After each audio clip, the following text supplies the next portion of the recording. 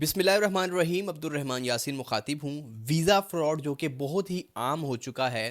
Visa fraud اگر ہو جائے، payment کیسے ریکور کروانی ہے، بندے کو گرفتار کیسے کروانا ہے، قانونی کارروائی کیسے کرنی ہے، all about that we discuss in this video. میرا نام ایڈوکیٹ عبد الرحمن یاسین ہے اور آپ دیکھ رہے ہیں عبد الرحمن یاسین آفیشیل یوٹیوب چینل. یاد رہے، چونکہ بہت سارے پاکستانی یا بہت سارے لوگ بیرون ملک جانے کے لیے کچھ لوگ جاب کے لیے جا رہے ہوتے ہیں اور کچھ لوگ وزٹ ویزا کے لیے جا رہے ہوتے ہیں، اور ایجنٹس جو آج کل کے ہیں وہ بہت زیادہ جھانسے دیتے ہیں.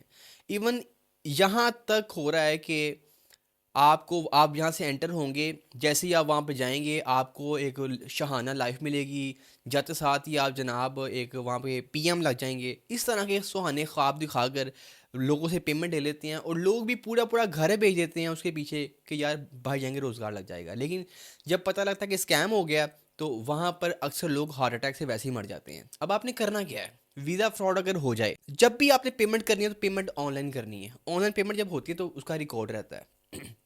اگر آپ اس کو کیش کر رہے ہیں تو اس سے ریسیونگ لازمی لیں. وہ ریسیونگ کی آپ کے پاس سلپس ہونی چاہیے.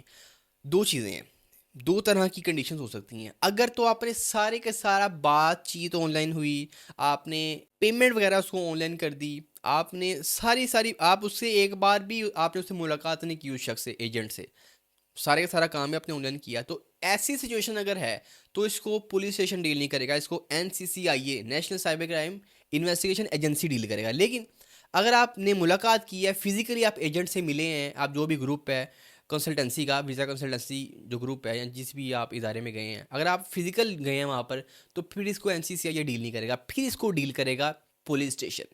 آپ نے فوری طور کے اوپر جا کر وہاں پر FIR دینی ہے. 420 406 کچھ دفعات لگ کر FIR ہوگی. FIR ہونے کے بعد بندہ اریسٹ ہوگا. جب بندہ اریسٹ نہیں ہوگا تو ایٹ لیسٹ PO ضرور ہو جائے گا، وہ وہاں سے اشتہاری جسے آپ کہتے ہیں اشتہاری ایٹ لیسٹ ہو جائے گا.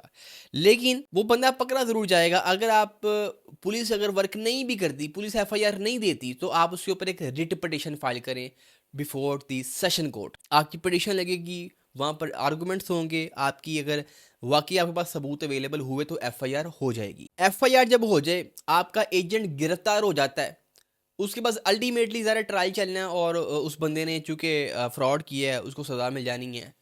پیرالل آپ نے ایک سوٹ فور ریکوری فائل کرنا ہے، کیونکہ پیمنٹ کی ریکوری کے لیے آپ سیشن جج نے اس کو سزا سنا دینی ہے، اس کو سزا ہو جائے گی، وہ اندر چلا جائے گا. لیکن وہ جو آپ کے 20 لاکھ روپے ضائع ہوئے تھے وہ واپس کیسے لینے ہیں؟ وہ آپ کو نہیں سیشن کورٹ دلوائے گا. اس کے لیے الٹیمیٹلی آپ کو نیچے آنا پڑے گا سول کورٹ کے اندر، suit for recovery of money file کرنا پڑے گا. اس کے ذریعے آپ اس کی پیمنٹ جو ہے نا وہ آپ ملے گی. یعنی کہ دو چیزیں ہو گئیں. آپ نے اگر سارا کام آن لائن کیا ہے تو NCCIA ڈیل کرے گا، لیکن ریکوری کے لیے سول کورٹ.